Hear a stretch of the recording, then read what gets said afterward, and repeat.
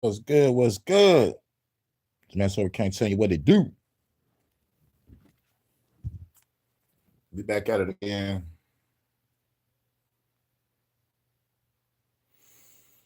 Had to come in and we're gonna try to knock this song out. Hope everybody have a cool day, cool afternoon, cool evening, cool night. It is 9:44. It is 4:44 over here. 4:44 in the U 4:44 Detroit, 9:44 in the UK.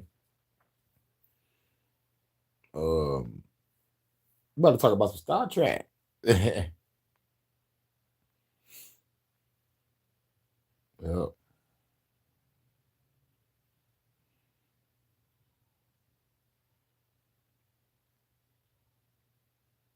Hope everybody cool.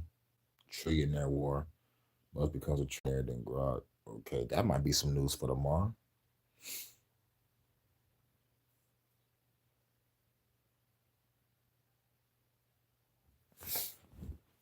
Hope everybody doing cool. Hold on, gotta set this up. The Bluetooth device is connected successfully. Thirst computer, prepare to engage. Hashtag fuck YouTube. I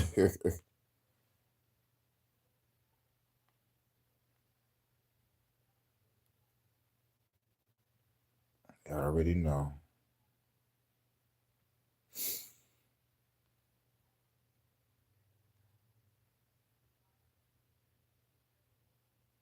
All right.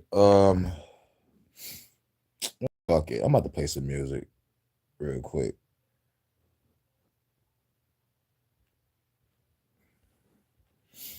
I'm just setting everything up, just sending out what I can real quick.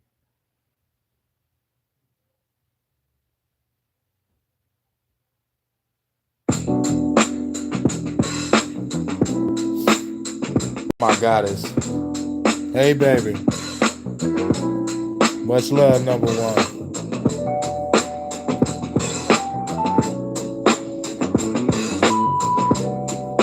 We're gonna play this in a new track and we're gonna start our journey. Baby girl, let's get lost in this. Let's vibe to this offy mix. We can talk and kiss. Hey, love under stars and shit. It's a night you would never forget. Happy Saturday, baby. Baby girl, let's get lost in this. Let's vibe to this offy mix. We can talk and kiss. Make love under stars and shit. This a night you would never forget. Hey. This that lofty mix, yeah, I got another hip-hop hit. Yeah, baby girl, vibe to the beat, yeah, she love this mix. This kid back is on real quick, and go to the bedroom, baby, making love all night.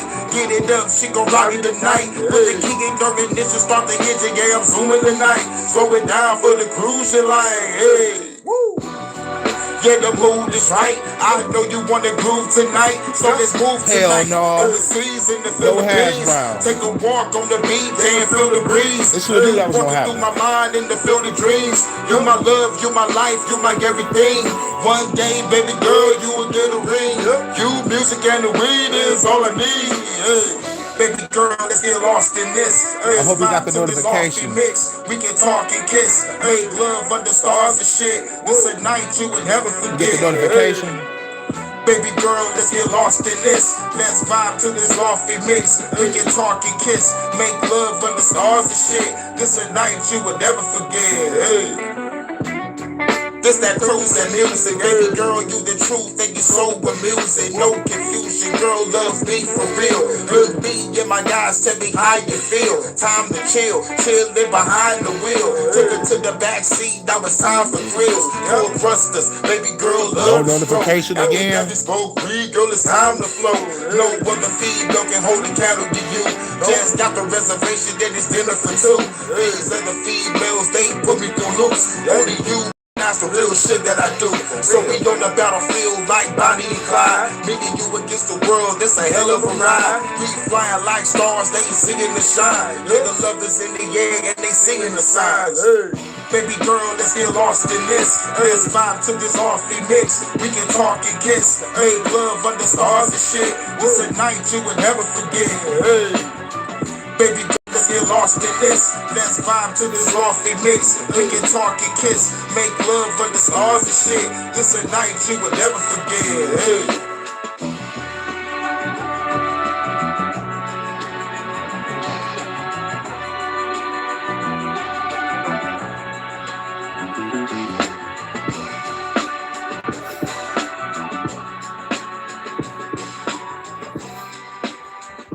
Fuck it, we're gonna go to the new track. Might as well go to the new track right now. Where is that? There we go. What was the new track? Oh yeah. Holy shit! Did I even put it over here? No, it's over here. Give you this double dose, baby.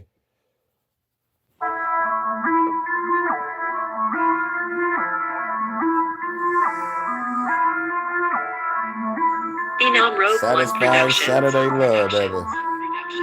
Baby girl, twerk that ass. Baby girl, throw it back. Baby, do it for the bag. Niggas throwing up the cash. Baby girl, twerk that ass. Baby girl, throw it back. Baby, do it for the bag. Niggas throwing up the cash. Baby girl, twerk that ass. Yeah, I made it here at last. Seeing women walking past. Time to pull out the cash. Baby girl, shake that ass. Girl, I'm paying for the dance. Girl, you got me in the trance. Hit me with her sexy glance. Now we headed to the tram. Private party, give the slap.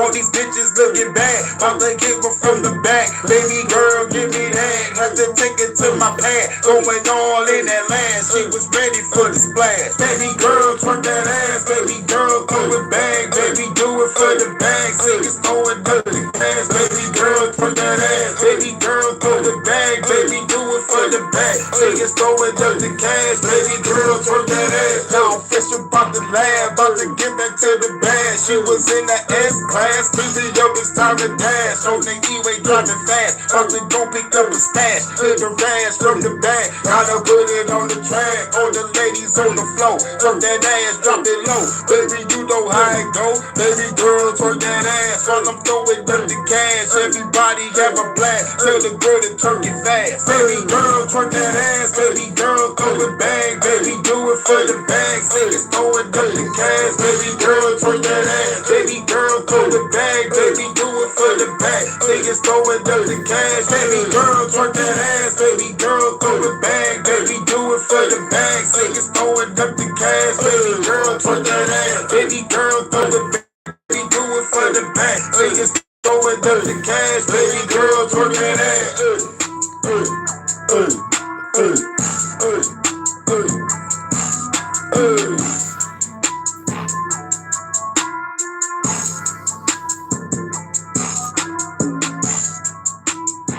You know we gotta have that double play vodka. Take that ass.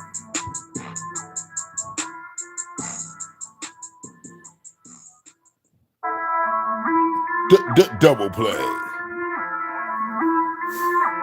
Happy, super sexy, satisfying Saturday. Rogue One Productions. Baby girl, twerk that ass. Baby girl, throw it back. Baby, do it for the bag. Niggas throwing up the cash. Baby girl, twerk that ass. Baby girl, throw it back. Baby, do it for the bag. Niggas throwing up the cash. Baby girl, twerk that ass. Yeah, I made it here at last. Seeing women walking past. Time to pull out the cash. Baby girl, shake that ass. Girl, I'm paying for the dance. Girl, you got me in the trance. Hit me with her sexy glance. Now we headed to the tram. Private party, give the slap. All these bitches looking bad. I'm gonna give her from the back. Baby girl, give me that. Had to take it to my pad. Going all in that land. She was ready for the splash. Baby girl, twerk that ass. Baby girl, throw it back. Baby, do it for the bag. Niggas throwing up the cash. Baby girl, twerk that ass. Baby girl, throw it back. Baby, do it for the bag. Niggas throwing up the cash. Baby girl, twerk that ass. Now I'm fresh about the lab, about to get back to the bag. She was in the S class, busy up, it's time to dash. On the E-way driving fast, about to go pick up a stash. Hit the rash from the back, gotta put it on the track. All the ladies on the floor,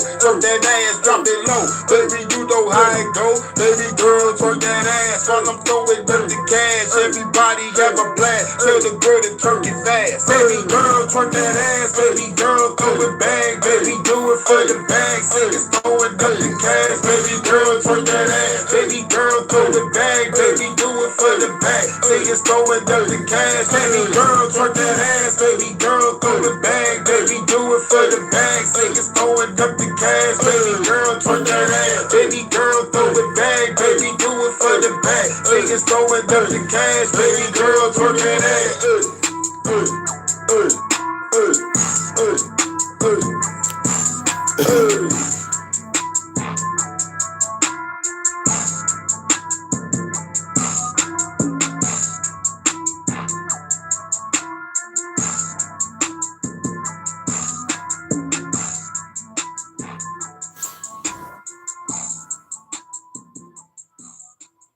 Let's get it.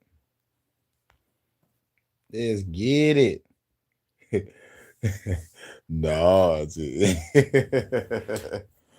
and for that, you know we gotta play Naughty, baby. You know we gotta play it. Where is that? Right here. But we gotta play it before you go to the Star Trek.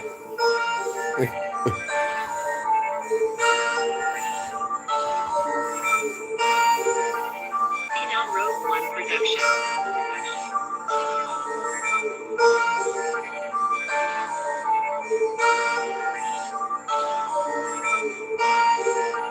Time to have a party, time to have a party. Baby girl love it, everybody get naughty. Time to have a party, time to have a party. Baby girl love it, everybody get naughty, get naughty. Get naughty, baby girl get naughty, baby girl get naughty. Walking in the club, ladies showing love. See me on stage, tell that motherfucker love. Baby girl get low, talking to the floor. Pick it back up, baby, make that ass roll. Out of control, got me saying roll. These Trekkies know how it is on Holodeck Suite. Don't the drop, singing low. Take it to the mo. Baby hop on it soon as the door close. I'm the one that you chose. Baby, get naughty, baby. Turn my phone, wanna see you do the pose. Put your tube video. Time to make a flick. Going for a process when I'm giving her the dick. Baby girl, you the shit. Girl like a party bitch. Never bad chick. Say fire like an arsonist. This a hit. Got another party bitch. Call me selling cars. Had to put you on the naughty list. Time to have a party. Time to have a party. Baby girl love it. That she about to get naughty. Time to have a party. Time to have a party. We do things differently on the USS Naughty. Get naughty, get naughty, get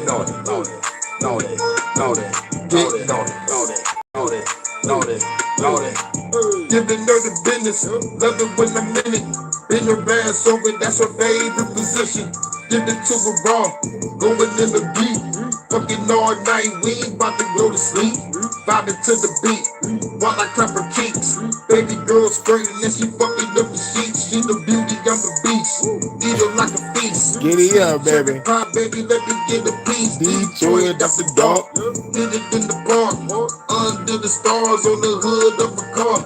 She adventurous, we up in the parking lot. Put up to the job, we was fucking on the clock. They ain't nothing word, we went to the drive-in. Treated like a swimming pool, I'm about to dive in. This a party over here, got you fucking vibing.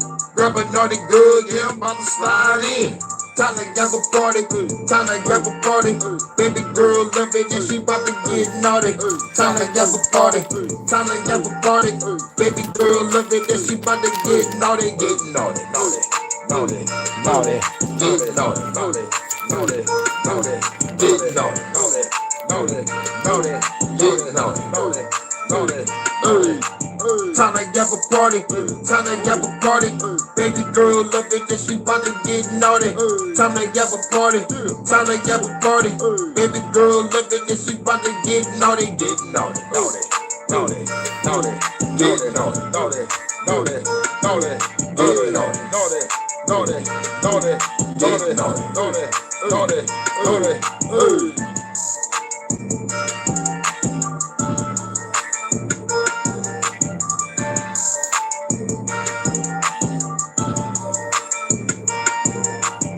You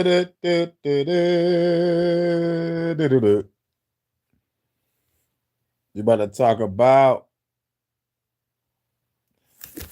I know me and you will probably agree with this. Some people probably don't agree. I think majority of people will agree with this. About Eddington. Was Eddington the hero? And real talk, Vata, if you have an episode that you want me to review, I will review it. I know we did our top 15. I think did the top 15 on the Star Trek DS9 episodes, but baby, I would love to deep dive in whatever episode that you got, baby. And we'll talk about it. We'll break it down together from each character to the dialogue, to the plot, to the action. And at the end of the night, you're going to get a Dick Insider. But yeah, that's how we gonna do it. Next couple Star Trek lives, yeah, baby. You pick the episode that we'll cover. We'll do a breakdown, and then and yeah, baby, that's gonna be fun. Eddington did it. He did it for the uniform. Yep. But the question was, is Eddington a good guy? I mean, is he a hero? And I'm gonna go with yes. I know you're going with yes. And real talk, we're gonna talk about Gul Dukat too, because you think Dukat saved lives during his administration. Evidence. And real talk, Vata, it'd be good to explore that. It'd be good to explore Dukat and Damar. I like Damar, because he became a revolutionary in the end. For Cardassia. Damar with the Kunar. Go Niners. Dude, take me out to the hollow suite. I'm gonna give you some hollow sweet meat, baby. Give you that hollow sweet meat. A tasty treat. I need to quit. I need to stop. Go Niners. Many things that make Star Trek. Give you the 69er, baby. Yes, ma'am. Yes, my lady. Yes, number one. Noted. But I still feel like getting naughty. Now come here and wrap your legs around my neck so I can. I'm sorry. Deep Space Nine, the most interesting corner of the Star Trek franchise, is how unreservedly it embraces moral ambiguity in its characters, the situations in which they find themselves, and the choices they make. In classic Trek and Next Gen, it's never really in question whether Captain Kirk, Captain Picard, their crews, and the organizations they represent, Starfleet and the Federation, are the good guys. Of course Starfleet are the good guys. Then along comes DS9 like... Are they? What if Starfleet and the Federation aren't the unblemished beacons of virtue, tolerance, and justice they were presented as during the first 25 years or so of Star Trek? What if the heroes aren't always so heroic, especially from the perspective of people affected by the consequences of their actions? And what if one of the captain's arch nemeses isn't the villain after all? Those are all excellent questions, and they lead me to ask one more. Is Michael Eddington actually the hero of Deep Space Nine? But before we can answer that question, let's take a look at one a little more basic. I bet some of you are asking, who's Michael Eddington? Actually, I take that back. If you're watching this video, you almost certainly know who Michael Eddington is already, but I'm going to introduce him anyway, just to make sure we're all on the same page, and also to give myself space to make more of the hilarious and insightful jokes for which I am known and beloved throughout the minuscule sliver of the Star Trek fandom that knows who the hell I am. So, Michael Eddington first joined the crew of Deep Space Nine. Hold on, no, this is what I mean by making sure we're all on the same page. This is not Eddington. This is Lieutenant Primmin. He comes aboard the station for a couple of episodes in season 1. Colm Meaney temporarily left the show to shoot a movie, and the producers needed someone to take Chief O'Brien's lines. So in popped Primmin. Then, after 2 episodes, O'Brien returned, and Primmin vanished. His Yeah, name like such to a be good spoken character. No more forever. That's right. Like Eddington, Primmin's a Starfleet security officer, and like Eddington, Primmin's That's presence right, aboard Doctor. the station causes Odo to Yeah. throw a tantrum and threaten to quit. But Primmin is actually a totally different guy than Eddington. You can tell them apart pretty easily because Primmin looks like a human and Eddington looks just like a rat, which is what he is. Or is he? Because maybe he's not. Lieutenant Commander Michael Eddington first appears in the 3rd season premiere of Deep Space Nine, The Search, Part 1, where his presence is explained as being at the insistence of Starfleet, which wants a more robust security presence on the station after the Dominion becomes a threat. At first, Eddington seemed like a good dude. In fact, for the majority of his 9 appearances in the series, he is apparently a loyal member of Captain Sisko's crew. There's tension with Odo, as I alluded to earlier, because Odo wants to be in total control of station security and feels like having Eddington around undermines his authority. But other than that, he seems to get along with everyone. And anyway, the tension with Odo is a good thing, dramatically speaking, because Odo is usually so gruff and intimidating. And it's nice to see that beneath that tough guy veneer, he's just a big titty baby. Eddington helps out on the mission to find the Founders in the 2-parter The Search. He's aboard the Defiant during the mission to stop a secret joint Cardassian and Romulan fleet from destroying the Founders. Now, there he does commit an act of sabotage, but he does it on the orders of a Starfleet admiral. And once he explains the situation to Sisko, he's allowed to resume his duties. He's also one of the only senior officers not trapped in the holosuite during the events of Our Man Bashir, and he helps Odo, Quark, and Rom save everybody who is trapped inside. So, however you feel about what he does next, it's not like the guy is pure evil. He would probably be remembered today as an adequate but unremarkable recurring character who popped up in a few episodes, kissed a little ass, occasionally got to do Right. some important stuff, and And she was a mostly just hero in kind the of movie fine, called like O'Brien in TNG. But then we come to For the Cause. It's different with from the late hero in Deep being- Space Nine's I gotta 4th see that. season, when all of that changes. In this episode, Eddington reveals Salute Branches. What up, though? that he is a member of the Maquis and betrays Starfleet to steal a set of industrial replicators that are intended to help Cardassia rebuild following recent attacks from the Klingons.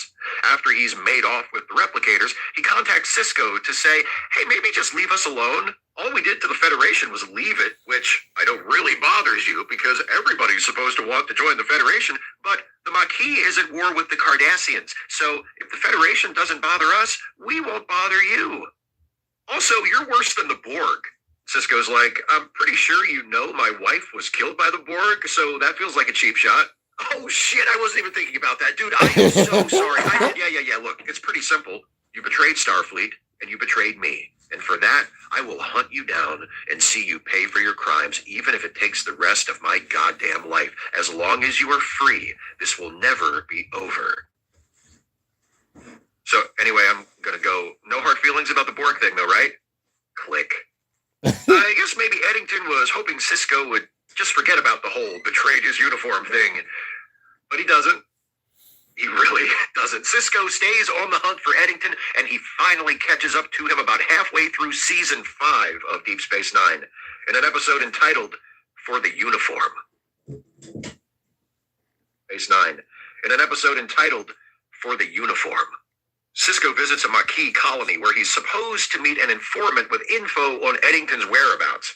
Instead, he finds Eddington himself, who holds Sisko at bay with a weapon and explains, we found out about your informant and marooned him on a planet in the middle of the Badlands because here in the Maquis, we don't take kindly to traitors. Funny, we don't like them in Starfleet either. Okay, I get the point you're making, but what I did to you was totally different. I turned my back on Starfleet to fight for people like the ones who live here, refugees, victims of the Federation. Sisko's like, really? Because I see it differently. I think these people are victims of the Maquis, because you've been telling them that someday they'll be able to return to the homes they were forced to leave, which you know is bullshit. Funny you should bring that up. Refresh my memory. Who forced them to leave their homes? Get a dig Was it the inside of Federation when it signed that treaty that gave their planets to the Cardassians without asking them first? Because that's how I remember it. Shut up. No, you shut up. I told you to shut up first. Look, I'm leaving. I just wanted to tell you to stop chasing me because if you don't, you'll regret it. Bye. You shut up. Cisco beams aboard the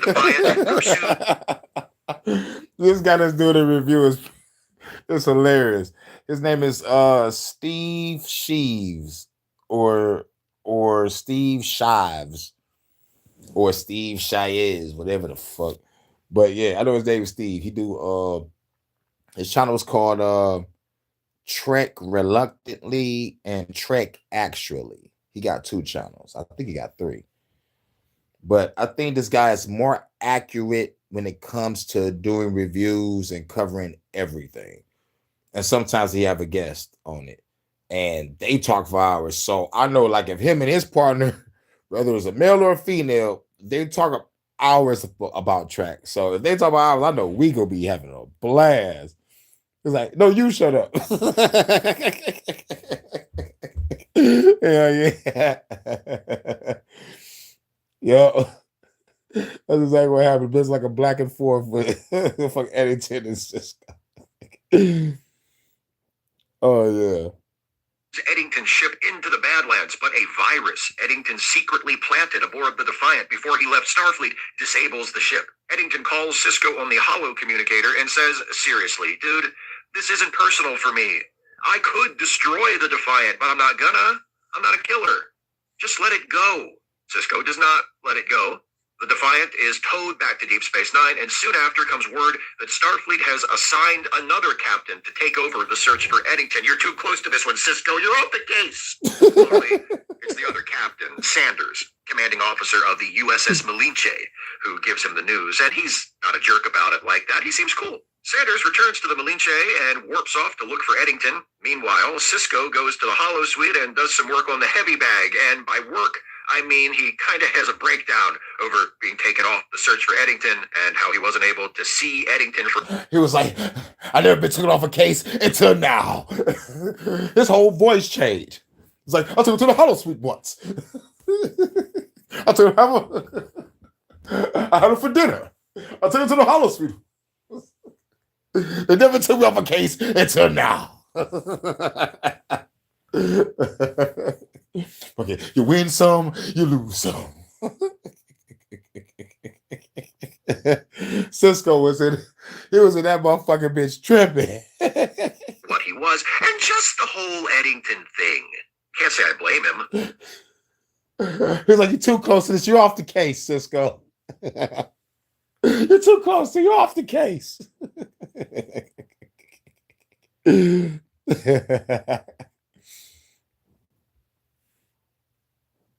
Eddington's betrayal happened under Cisco's watch. We get the impression that Cisco didn't choose Eddington for the job himself. Eddington was assigned to Deep Space Nine over Cisco's objections, but there would presumably have been no need to assign Eddington to head up the station's Starfleet security detail if Primin was still around. Primin would never join the Maquis.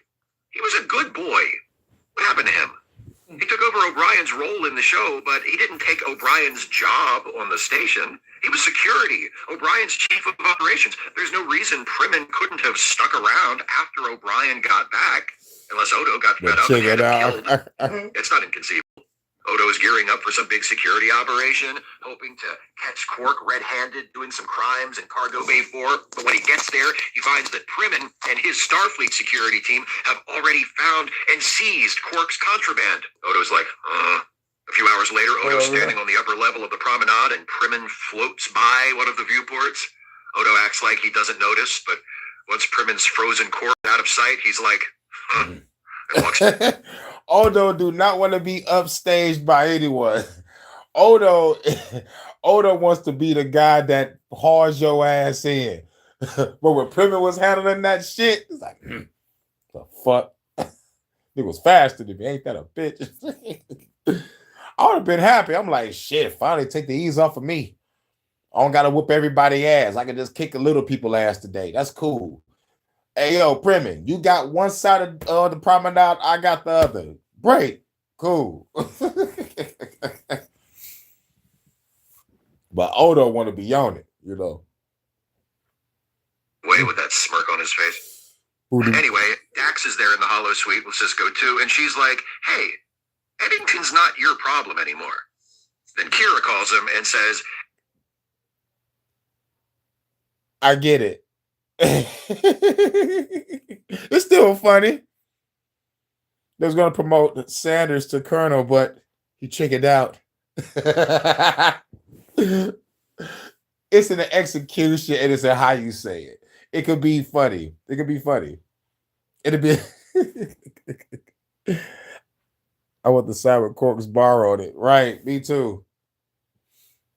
"Eddington's your problem again." What she actually says is that the Maquis has created biogenic weapons from materials they stole from Symbolian freighters and have just used one of the weapons to poison a Cardassian colony in the demilitarized zone. The poison in the weapon renders the planet uninhabitable to Cardassians, but is harmless to most other humanoids. The Maquis is like, "We keep it now." The Maquis have the supplies to make enough biogenic weapons to poison every Cardassian planet in the DMZ. The Malinche is already too far away to stop the Maquis from striking again, and there are no other Starfleet vessels in the area, so Cisco decides to take the Defiant back out. Unfortunately, the Defiant is still well beat the hell up after that virus Eddington planted, so in order to get it running, the crew has to improvise. They have no transporters, they have no cloaking device, they have no automatic weapons targeting, they can only go warp 6, and they have no internal communications. So Nog has to stand there and holler. Yeah, Nog is talking through an earpiece. I was like, yo, Cisco, you got a ship that's fucked up right now. But Cisco like, I don't give a fuck. I'm about to get this guy. I guess it's time for me to become the villain. To the engine room through an earpiece. Are we sure the Defiant is the only ship in range? The Maquis have been a concern for like 2 years. There's a wormhole right over there. You can probably throw a rock and hit Cardassia Prime from here. Why are there no other Starfleet ships around? There are never any ships near Earth whenever there's a crisis there either. Which is why whichever ship the protagonists are on always has to handle whatever it is. Where do all the ships go? What is so important? They almost crash into the station as they're pulling out of their parking space, but the Defiant gets underway. They chase down a Maquis signal in the Badlands, but it turns out it's just a decoy. The only thing waiting for them is a message from Eddington, who's like, I'm not actually here, but here's a consolation prize, a copy of one of my favorite books, Les Miserables. You've probably heard of it. It's considered a classic, was adapted into a few great films, and absolutely insufferable musical. Cisco's like, I've read it. And Eddington tells him, well, read it again, because you're totally a Javert. Cisco's like, great. Instead of catching Eddington, I've got homework. This day can't get any worse. Then they get a distress call from the Malinche.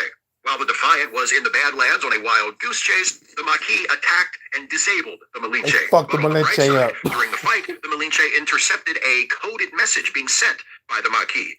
Captain Anders sends the message to Cisco, who in turn sends it back to Deep Space Nine. And the fucking message was so cold. When they get to the end of the episode and they find out what the message really was, oh my God, I was like, Cisco, you got played again. I was like, oh shit. I was want to get to the other episode. When they get to the other episode, like when he had to free Eddington. I'm kind of fast forwarding right now, but I was like, man, I was just like thinking about that. I was like, look, you got tricked on another motherfucking coded message. Oh man, salute eyes wide shut.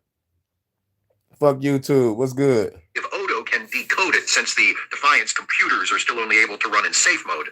After analyzing the message, Odo figures out that the Maquis are probably working some kind of deal with the Breen in order to store the components of their bioweapon. Cisco has Worf check sensor logs for Starfleet intelligence drones at the nearest Breen. And real shit with the Breen, lethal motherfuckers.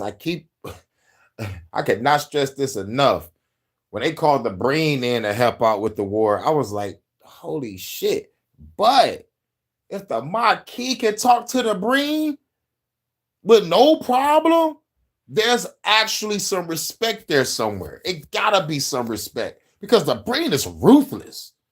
They fucking ruthless. Look like motherfucking knockoff Star Wars villains in Star Trek. I'm like, how you gonna grab a nigga with a Star Wars uniform? It is big. but for the Maquis to work with him, it gotta be a respect there. You know, like help us with this, we'll help you with that. Or they probably, you know, like respect them for their ruthlessness against the fucking Federation. Because soon as they was called in, shit got real. Shit was already real.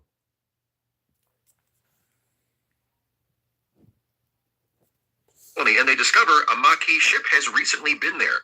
Given the size and speed of the Maquis ship, plus the relative defenses of nearby potential targets, Dax and Worf guess that Eddington's next attack will be against one of two Cardassian colonies in the DMZ, Quatal or Panora.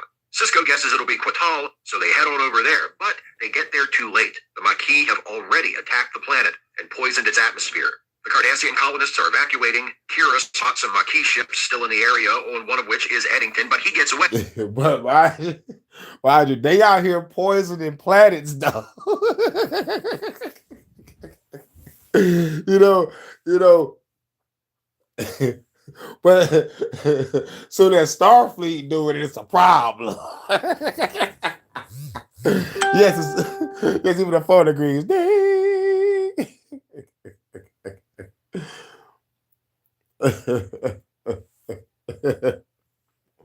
But it is a problem. I'll go for nobody say, yo, Sisko is a badass, but goddamn, he should be locked up for war crimes. That's a war crime right there. But I still think that Section 31 would approve. Gonna get hot over here the next few days. Oh yes, it's hot all this week.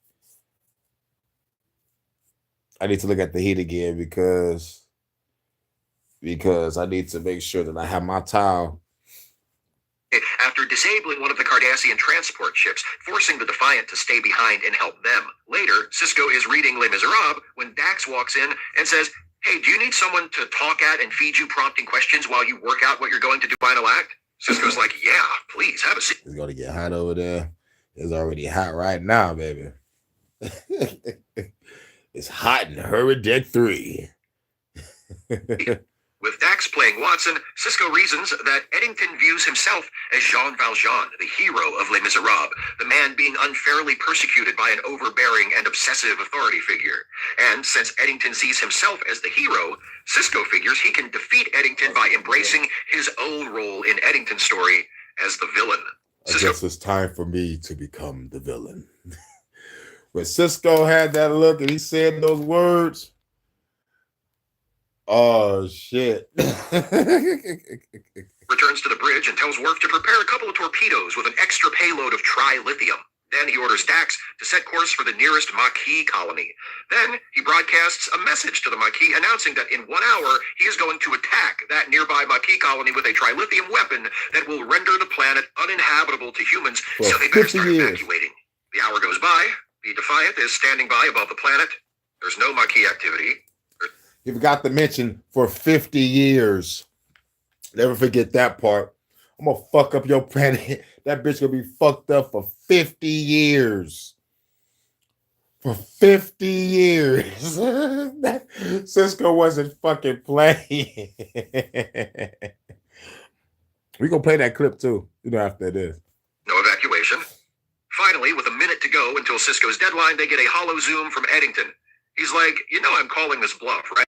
Do you really expect me to believe that you, a decorated Starfleet officer, is going to poison the atmosphere of a planet? Sisko's like, he's like, that's exactly what I'm going to do. You're bluffing. Am I? Worf, launch torpedoes. Nigga shocked like a motherfucker, like, wait a minute, did Captain just tell me to? Commander, I said launch torpedoes.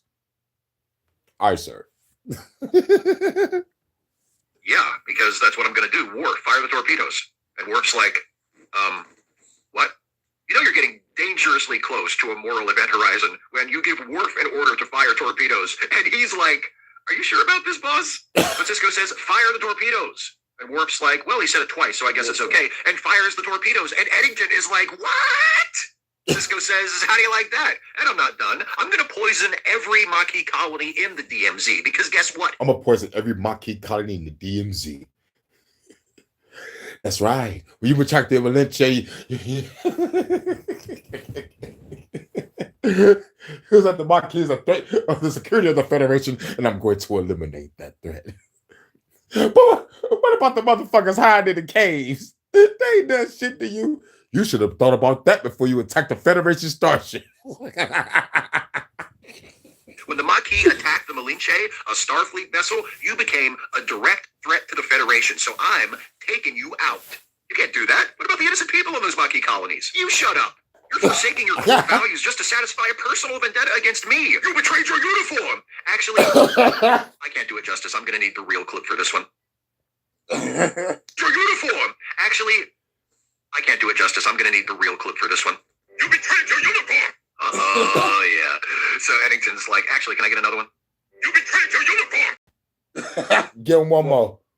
One more. You betrayed your uniform. Okay, ready to continue. Cisco threatens to hang up on Eddington and go poison another Maquis planet, but Eddington's like, wait, if you stop the poisoning spree, I'll turn over all my bioweapons. Cisco's like, that's not going to do it, homie. So Eddington says, fine, I'll turn myself in. You get what you want, Javert. They call me Mr. Javert. And that's pretty much it. It turns out the poison Cisco used only affects humans. And remember, the poison the Maquis used only affects Cardassians. So the colonists who had to evacuate will just switch planets and everybody's happy. Isn't forcing people who didn't want to move to switch planets what started this whole Maquis thing to begin with? Yes.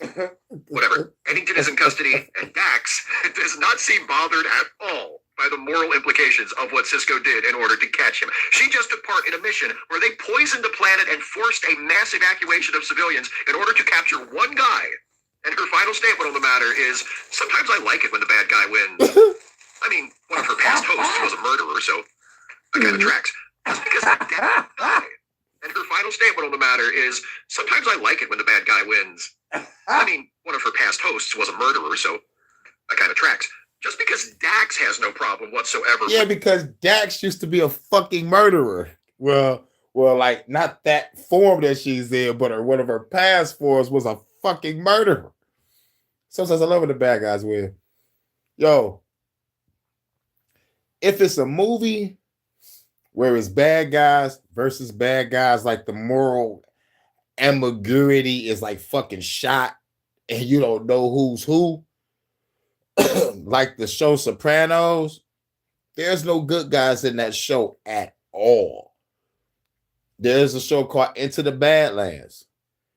Ain't no good guys in this show at all. You following behind one character, and this motherfucker is what we call a clipper. Clip means kill, you know, and they tattoo their bodies with all the like tags of all the people that they murdered. So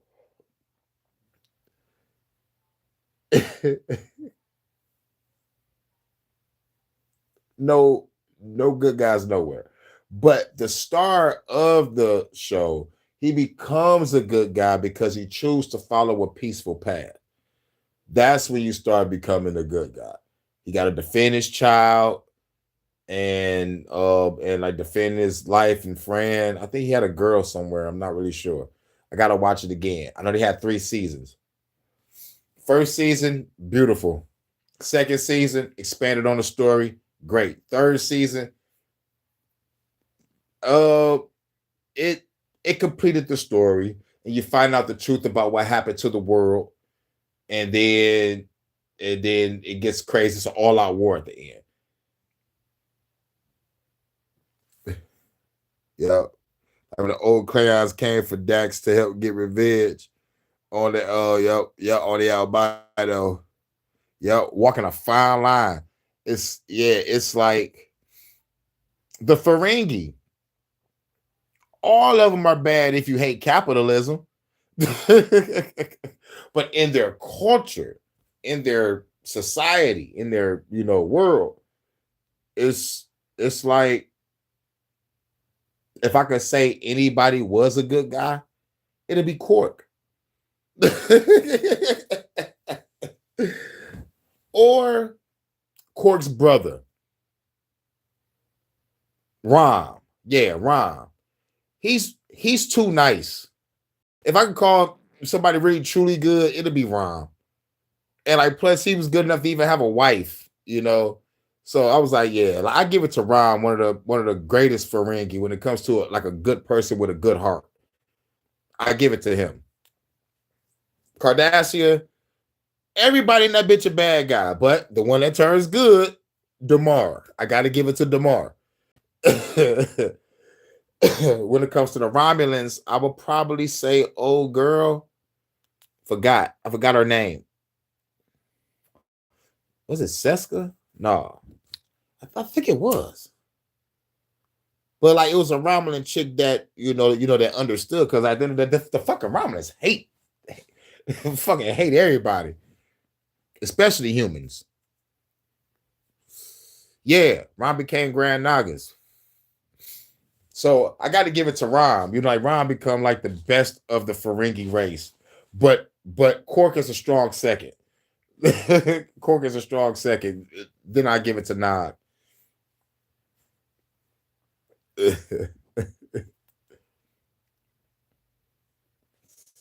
Klingons, the best fucking Klingon.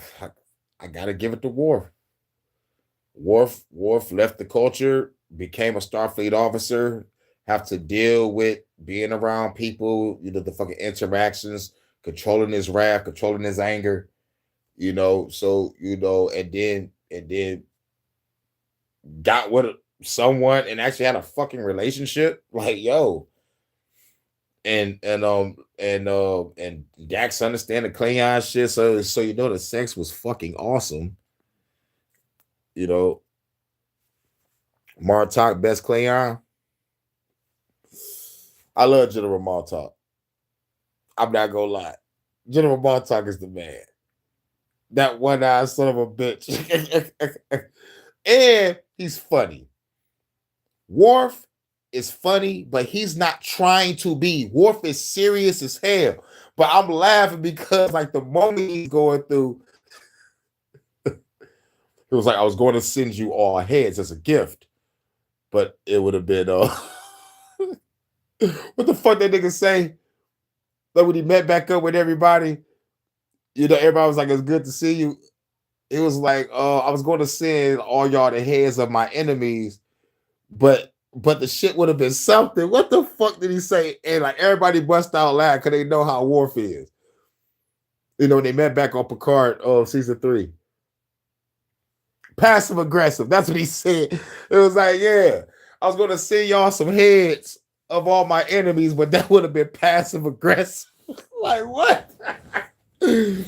Oh, man. Had the high eye patch and everything, yup. And plus, he had a walk. He had a swag about himself, like, yo, man, let's do this shit, you know? Yeah. But I think I said Wolf because I watched him come from TNG to DS9. And plus, when he popped up, I was like, oh, shit, that's Worf? Holy shit, with the ponytail. He hate being in this motherfucker, just like he hated being in TNG, but he had to get used to it. Now, he was on DS9. He was like, man, I missed the fucking Enterprise. I had peaceful times over there. Yeah, because it was peacetime. What Sisko does to catch Eddington, that doesn't mean we shouldn't. One of the things that makes For the Uniform such a good episode, and it's one of my favorite Deep Space Nine episodes, is that it invites us to consider questions like, does Sisko go too far because of his personal feelings toward Eddington? And is what Eddington's done really that bad?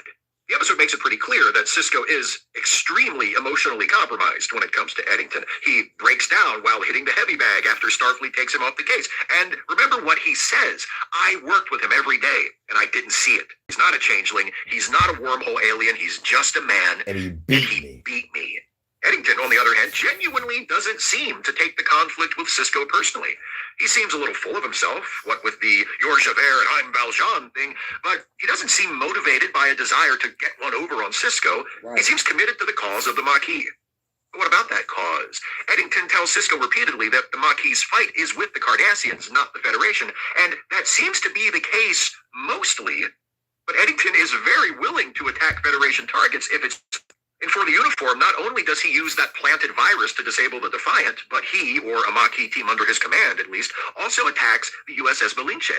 And from the way Captain Sanders describes it to Sisko, it sounds like an ambush. The Maquis apparently rigged a Cardassian ship they'd recently attacked and captured to emit false flame signs, which led the Malinche to approach with its shields down. Man, that 4th season was awesome. Beam the wounded to safety. When the Malinche got close enough, a weapon planted aboard the Cardassian ship disabled the Malinche's helm, and 3 Maquis ships that had been lying in wait nearby flew in to attack. Wow. That's not just counterattacking a Starfleet ship that's chasing you in order to get away. That's setting a trap for a Starfleet ship and leaving it for dead. Eddington can still claim that they didn't kill anybody, but he goes beyond that to insist to Sisko that the Maquis isn't a threat to the Federation, and that clearly isn't true. So, how long? Yeah, they set a trap for the Malinche, disabled the fucking shit and shot it up and left it for dead. You don't have to kill nobody. That's a fate worse than death.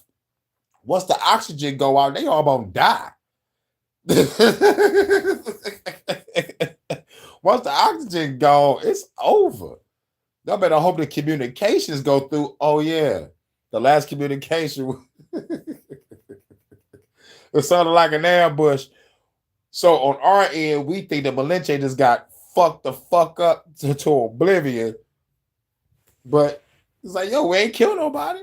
You just disabled the ship, tapped it a little bit so the shit don't chase us no more. Stop chasing me, or you're gonna motherfucking feel a fate worse than death. I feel both ends of the spectrum here. I understand Sisko and I understand Eddington, but I fucks with Eddington more because I am a revolutionary. That's why I fucks with Kira, because I am a revolutionary. But I fucks with Captain Sisko because I am the emissary. But like most importantly, I fucks with Sisko because I watched him grow from commander to captain. He's a family man. You know, growing adjusted to like the new position of running a space station. You know, it's like it ain't no ship. This is a space station. And when he pull out the Defiant, he's running a ship. So it's like, yo, he had a lot on his plate. A lot, because he had to balance a religious belief that he thought was superstition for a minute. You know, because at first he didn't want to fuck with Kira on that shit. Because it's Starfleet first. You know what I'm saying? So it's like, so balancing being an emissary of the prophets and balancing being a captain and trying not to have conflict with that was just like a lot. And then when he finally meets the prophets, oh yeah, like everything comes full circle. The prophets erase motherfuckers from existence. Yep. And plus the dynamic with fucking the dynamic with him and his son. That like episode when that motherfucking accident with Sisko motherfucker got fucked up in that warp motherfucking accident. And I get to see Tony Todd act. That shit brought tears to my motherfucking eyes, man. I'm like, this is a great fucking episode. Might it have been before his claim to not be a killer wasn't true either. Also, if Eddington's claim that the Maquis aren't an enemy of the Federation were true, they're still attacking Cardassian outposts, and it seems like those outposts have some civilians hanging around too. If attacking Federation civilians is bad, attacking Cardassian civilians ought to be bad too, right? I know Cardassia is a fascist state. Yeah, it's bad on both ends. But what do you think war is all about? It's like it is what it is. We have war with the Cardassians. You better be lucky we ain't telling the Breen to hook us up with some ships and weapons to fuck up the Federation. Like on some real shit. Be happy that the Maquis didn't go full out fuck everybody. Cause they could have went there, but they would need an ally. So, who would the Maquis join? Or would they say fuck everybody all the way to the last man? They were like, the fucking domain was a planet. Fuck wiped all those motherfuckers out. Like damn near all of them, not all of them, but damn near all of them, because the Federation saved some due to the sacrifice of Eddington. We about to get to that now. It's possible, even likely, that the civilians who are present. Right. Not only did Cisco beat the prophets, he told them to help or back the fuck off. Like it's like that's what I would do. That's what probably I say. You know, I mean, well, not the exact words or tone as Cisco, but it's like if y'all not about to help me, get the fuck out the way because y'all about to catch these hands. You know how I feel about God. I'm like, and y'all supposed to be the gods. I got all fucking hands. Everybody getting hit. But y'all want to turn into my son. You turn into my wife just to keep me calm. Like, nope, I know you're a God using the form of who I love. I'm sorry, baby. I'm sorry, son. But you're not my son. And you're not my wife. Y'all prophets, y'all probably look like a bunch of fucking liquid light beings or some shit. Yep. Dr. God on his ass too. Yep. Picard wouldn't hit me. I'm not Picard. Are being used as cover for military operations, but even so, Eddington gets awfully upset at Cisco doing to a Maquis planet, poisoning the atmosphere to render it uninhabitable to its current residents, what Eddington had no problem whatsoever doing to a couple of Cardassian planets. Despite that, there's a strong argument for Eddington as the hero, or at least a hero. It's complicated, and he's certainly not a pure good guy, no matter which way you slice it, but it's there, and He's not a good guy or a bad guy. Fuck it. We're going to call it the gray area. Like, if we want to be honest, fuck it, we'll call him an anti-hero. That's what they do for motherfucking revolutionaries or extremists anyway. You know, they were like, okay, he's an anti-hero. You know, he took out the bad guy, but he blew up a whole bunch of shit. But he took out the bad guy, though. But half of the city is destroyed. But he took out the bad guy, though. But half of the planet is fucked in poison. But he took out the bad guy, though. You know what I'm saying? So it's like, yo, fucking, the most clearest example was Batman. Batman ain't killing nobody. He's just breaking your fucking face up. Give you a couple concussions and some broken bones and shit. But he ain't kill you.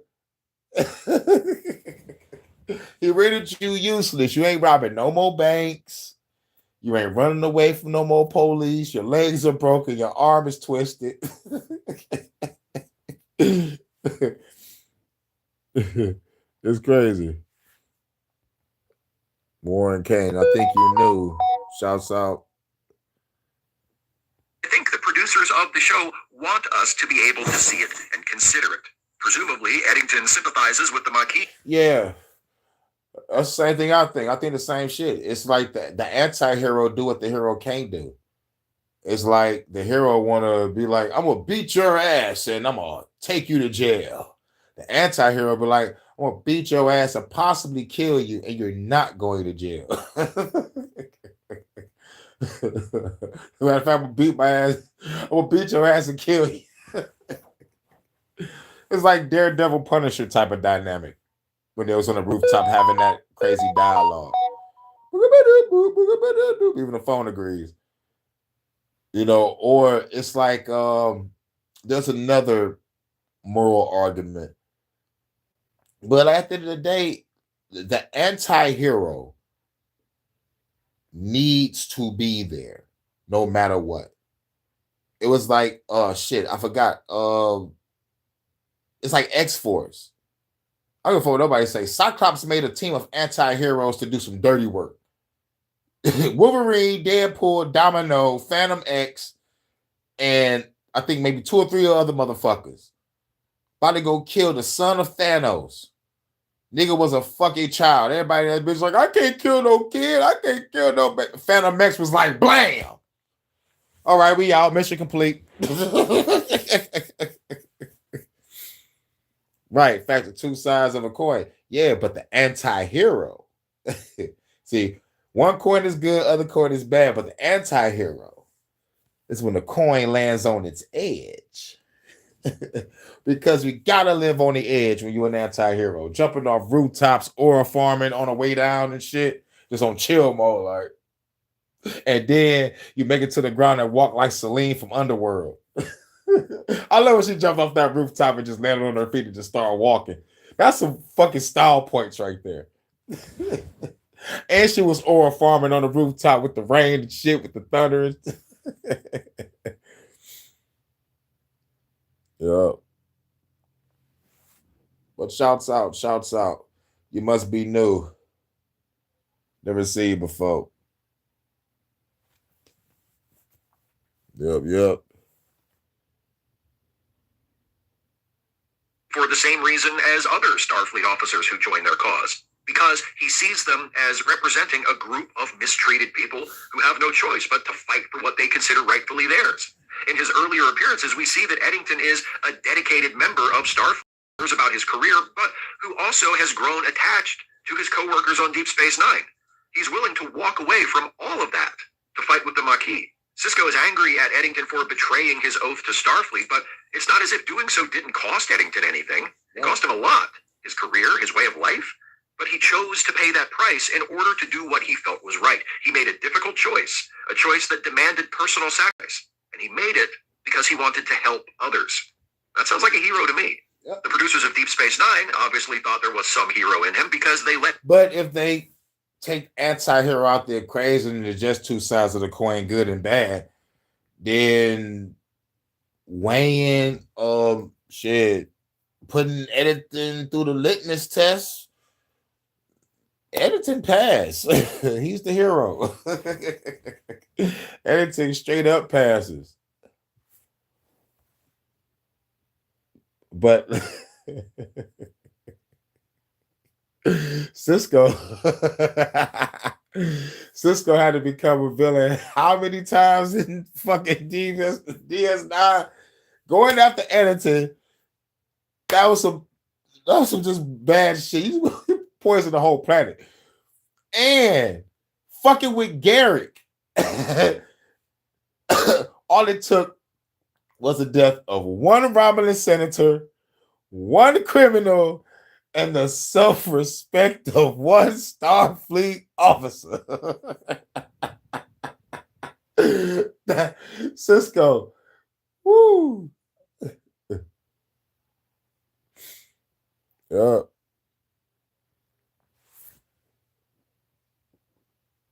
Him end his stint on the series by going out like a hero.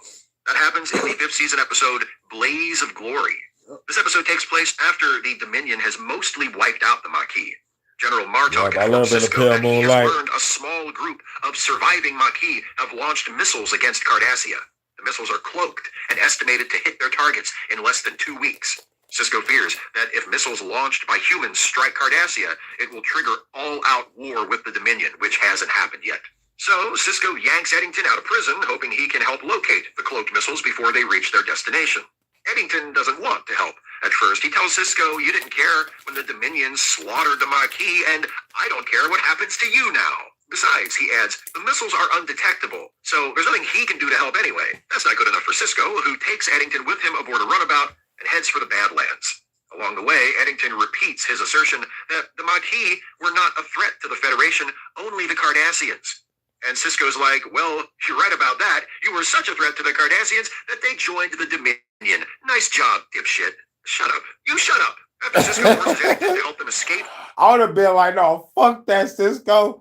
If you would have let me fuck they planets up in their bases, we wouldn't even be having this problem. They wouldn't be joining no Dominion because I would have killed them all. Yeah, what you got to say about that, Sisko? No, you shut up.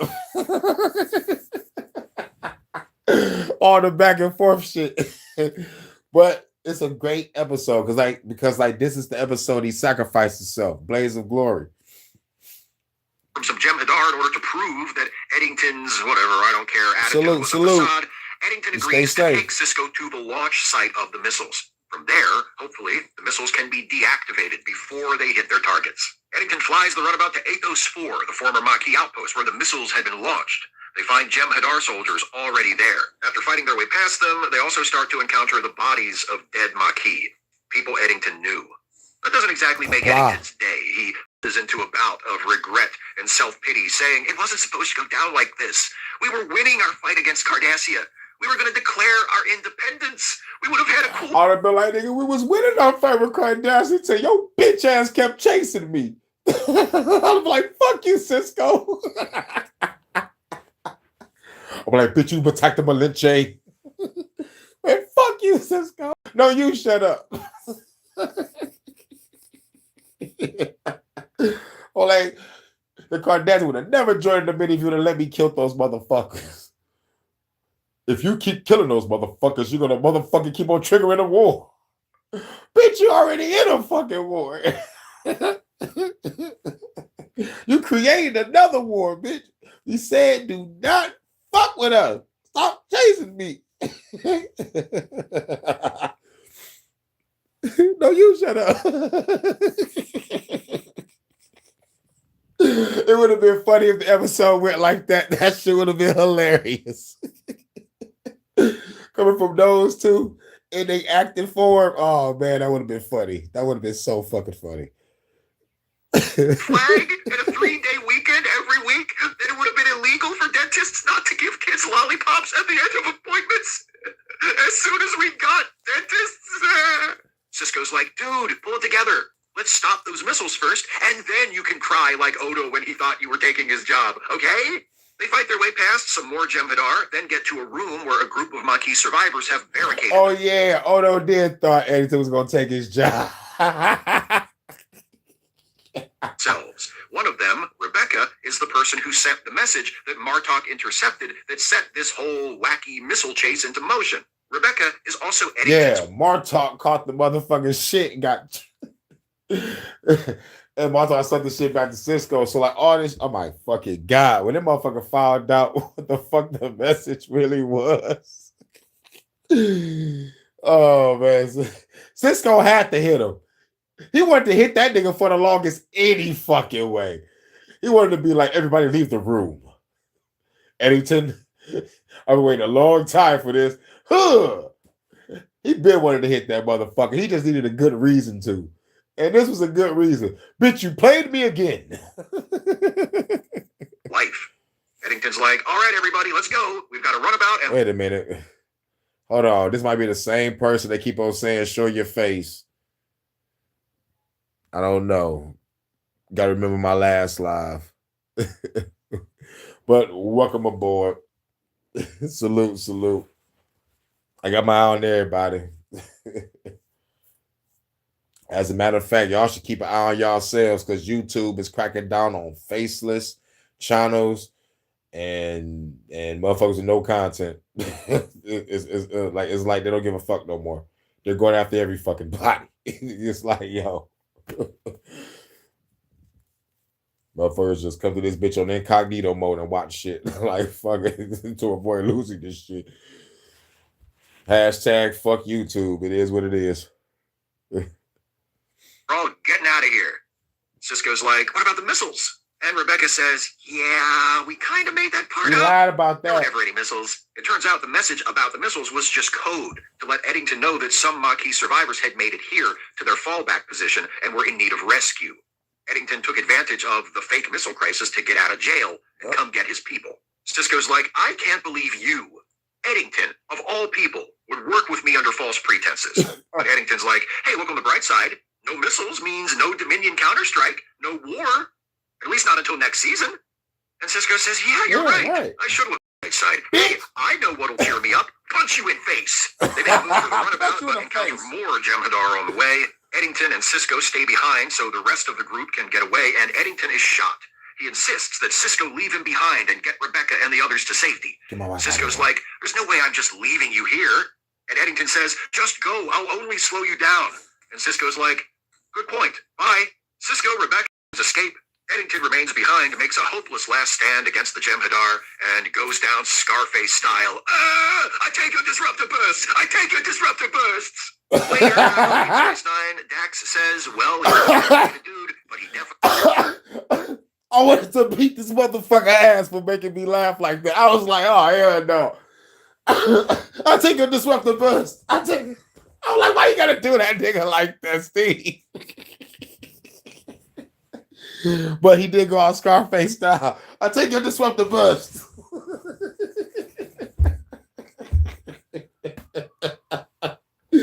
That was wrong, Steve. That was fucking wrong. You ain't have to do my nigga like that. But Editor went out like a fucking hero. Really went out the way he wanted to, being shot full of... They fight their way past some more Jem'Hadar. Hold on, we gotta go back. A room where a group of Maquis survivors have barricaded themselves. One of them, Rebecca, is the person who sent the message that Martok intercepted that set this whole wacky missile chase into motion. Rebecca is also Eddington's wife. Eddington's like, all right, everybody, let's go. We've got a runabout and we're all getting out of here. Sisko's like, what about the missiles? And Rebecca says, yeah, we kind of made that part up. There were never any missiles. It turns out the message about the missiles was just code to let Eddington know that some Maquis survivors had made it here to their fallback position and were in need of rescue. Eddington took advantage of the fake missile crisis to get out of jail and come get his people. Sisko's like, I can't believe you, Eddington. Yeah.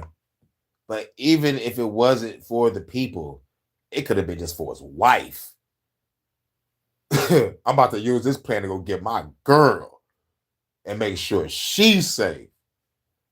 And plus, I planted a baby in her. You know what I'm saying? So I will live on if I do die. You know what I'm saying? I'm covering all motherfucking safety precautions. Like after every battle, you know I got a motherfucker give you a dick insider. And, you know, after every great battle. I mean, before and after every great battle. All people would work with me under false pretenses. But Eddington's like, hey, look on the bright side. No missiles means no Dominion counterstrike, no war, at least not until next season. And Sisko says, yeah, you're right. I should look on the bright side. Hey, I know what'll cheer me up. Punch you in face. They make a move for the runabout, but encounter more Jem'Hadar on the way. Eddington and Sisko stay behind so the rest of the group can get away, and Eddington is shot. He insists that Sisko leave him behind and get Rebecca and the others to safety. You're right, Sisko's like, there's no way I'm just leaving you here. And Eddington says, just go. I'll only slow you down. And Sisko's like, good point. Bye.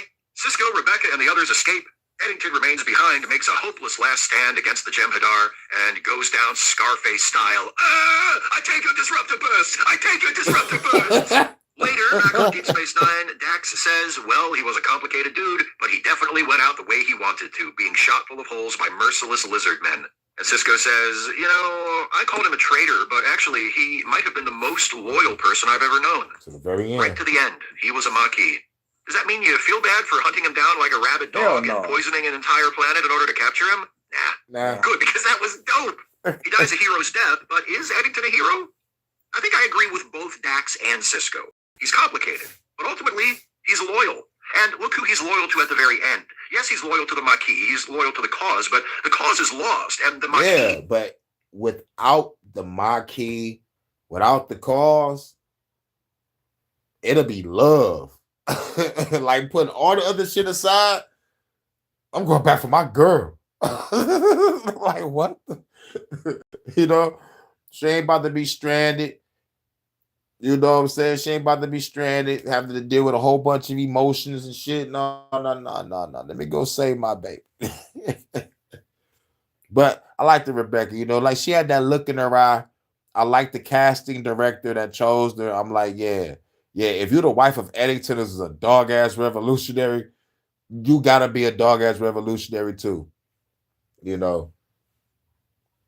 So yeah, you know, she had that look in her eye. She had that look in her eye. I'm glad I'm a dog-ass revolutionary. Vontae, I just need you to calm me down.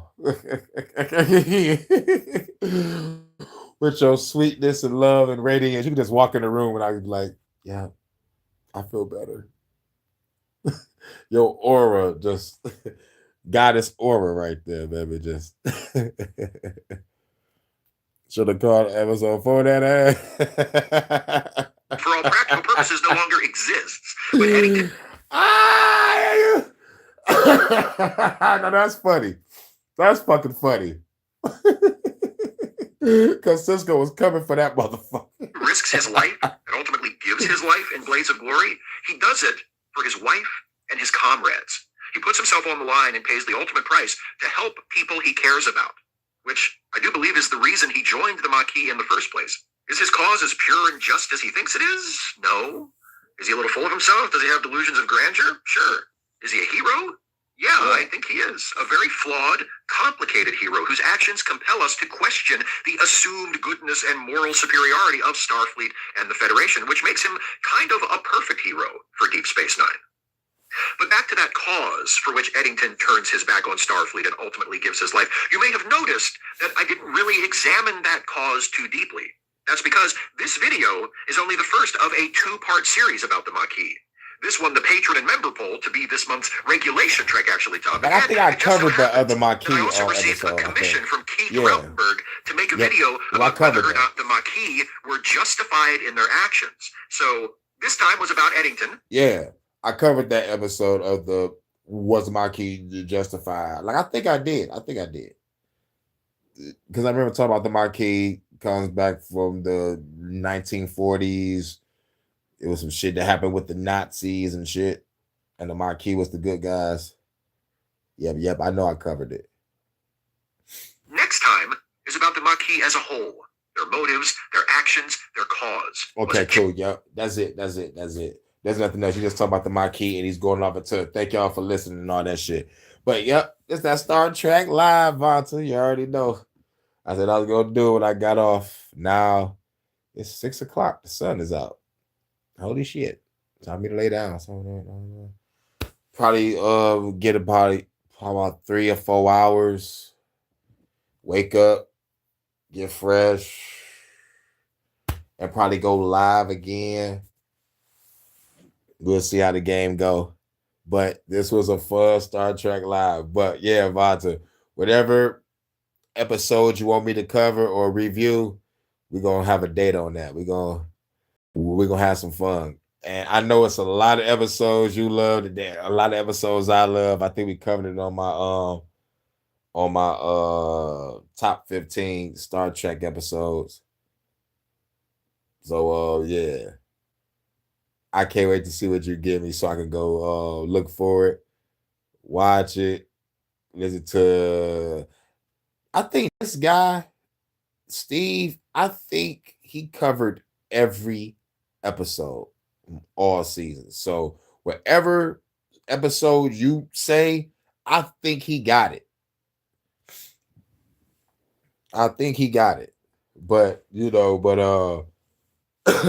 and like plus he added little jokes with it. I take her to Swifty Bus.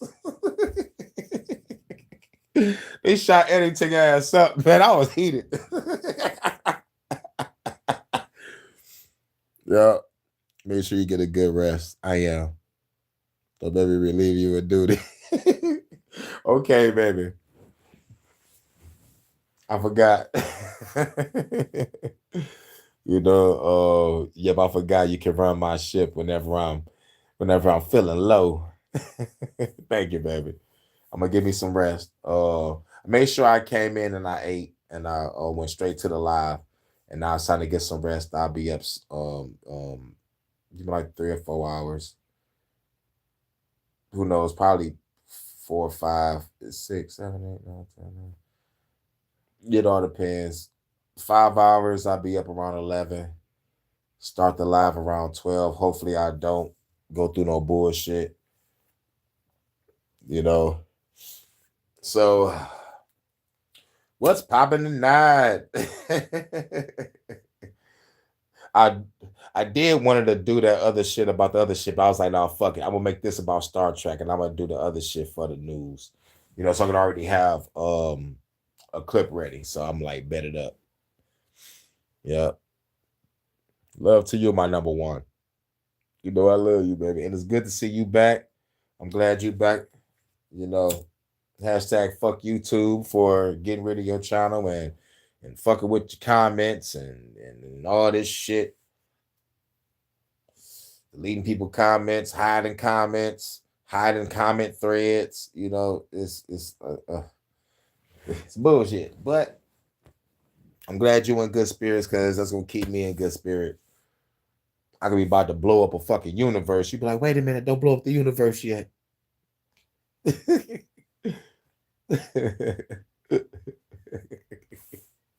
Like, okay, baby, I ain't gonna blow up the universe today.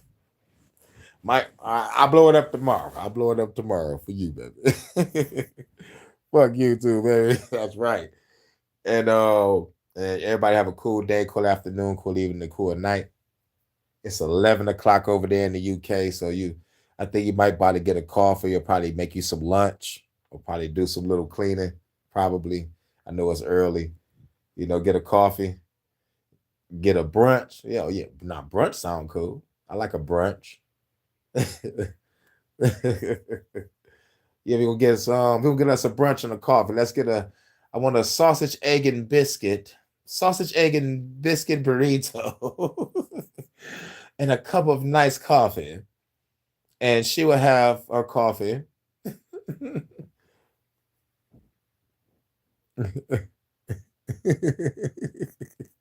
A brunch.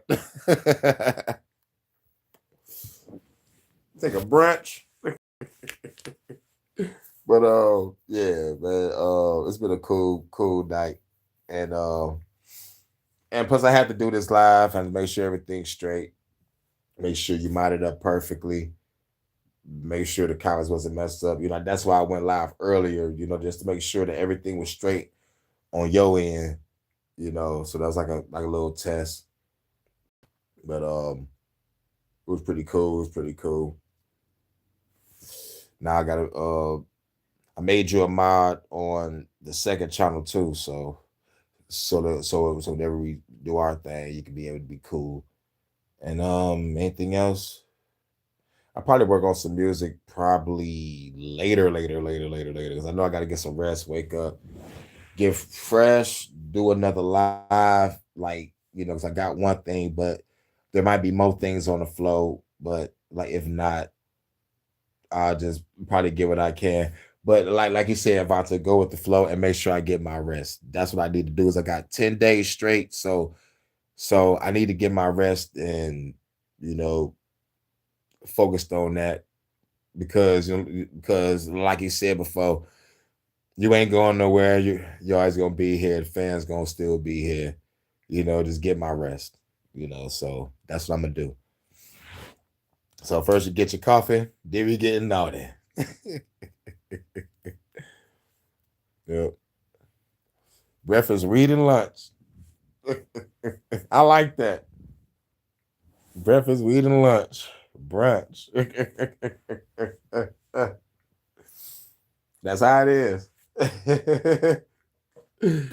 Yep. But catch you in a minute, baby. See you in a minute. Now, shout out to everybody that came through, that fucks with Star Trek. You know, this ain't for everybody. You know, not so many people up on Star Trek, but Star Trek been out since the 60s. And I know y'all walked past the TV once in y'all blue moon and saw Star Trek, rather if it was growing up seeing Captain Kirk, or seeing the Star Trek animated series, or seeing Star Trek TNG, or seeing Star Trek DS9, or seeing Star Trek Voyager. Every year, every generation has walked past the television and saw a Star Trek pop up on their screen. You may not have watched it, but I know y'all seen it. So like, this has took the world by storm, and people are still fans to this day. Star Trek been out since 1966, and I'm still a fan. Like, I've been watching it since the 90s. Doctor Who been out since 1963. I've been a fan all the way up until they brought in the female doctor, and it was just downhill after that. But much love to everybody. Shouts out to everybody. Oh yeah, and I've been a fan of Star Wars since, you know, like I think it came out about like 77 or some shit. But I was a fan like all the way up until they made that new shit. You know, the first 6 episodes of Star Wars, you know, episode 1 through 6, great shit. But we shitted on motherfucking episode 1 through 3. But when the new shit came out, the fans went to go back and appreciate baby Anakin Skywalker and that pod racing shit. They hated it when it first came out. But y'all gotta love Liam Neeson as Qui-Gon Jinn. That's a bad motherfucker. Liam Neeson as Qui-Gon Jinn? Hell yeah. But shout out to everybody. Let me get up out of here. You know me. I be talking. Because, you know, real shit, I'm just trying to spend time with my lady. Real shit. That's all I'm doing. So shout out to everybody. Hope everybody have a cool day, cool afternoon, cool evening, cool night. Much love, Vonta. Happy, super sexy, satisfying Saturday love to you. Can't go wrong with a hurry. Dig inside you. This is Star Trek Live Talk, episode 10. Shout out to everybody in the chat. Everybody's going to watch on the playback for all the Trekkies out there. Take your girl to the nearest holodeck suite, but remember, holodeck 3 is reserved for me and the lovely Vonta. Dun, dun, dun, dun, dun, dun, dun, dun, dun, dun. Flying through a wormhole. We out. Oh, yeah. Star Trek After Dark. Star Trek After Dark. Oh, yeah. Thank you, Vonta. We out.